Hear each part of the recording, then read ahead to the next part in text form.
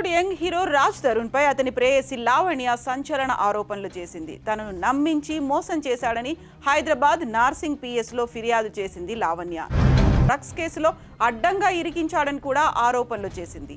ఆ హీరోయిన్ తో ఎఫ్ఐఆర్ పెట్టుకొని తనను మోసం చేశాడంటోంది లావణ్య.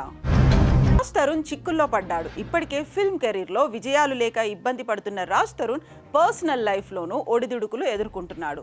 తనను పెళ్లి చేసుకుంటానని చెప్పి రాజ్ తరుణ్ మోసం చేశాడని లావణ్య అనే యువతి నార్సింగి పోలీస్ స్టేషన్ లో ఫిర్యాదు చేసింది. 11 ఏళ్లుగా తాను రాజ్ తరుణ్ రిలేషన్ లో ఉన్నట్లుగా తెలిపింది.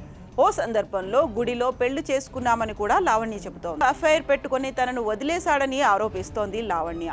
ఆ సినీ నటితో పాటుగా ఆమె సోదరుడిపైన పోలీసులకు లావణ్య ఫిర్యాదు చేసింది. రాజ్ తరుణ్ ను వదిలేయాలని బెదిరిస్తున్నారని ఆమె కంప్లైంట్ లో పేర్కొంది.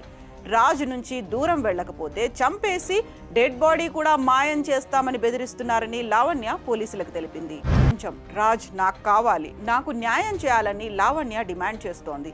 3 నెలల నుంచి రాజ్ తరుణ్ తన నుంచి దూరంగా ఉంటున్నట్లుగా లావణ్య ఫిర్యాదులో పేర్కొంది. తనను అన్యాయంగా డ్రగ్స్ కేసులో ఇరికించారని, 45 రోజులు జైల్లో ఉన్నానని ఆమె ఆవేదన వ్యక్తం చేస్తోంది. జైల్లో ఉన్నప్పుడు రాజ్ కనీసం తనకు సహాయం చేయలేదు అంటోంది. ఈ నేపథ్యంలో రాజ్ తరుణ్ లావణ్య వ్యవహారం ఇండస్ట్రీలో హాట్ టాపిక్ గా మారింది.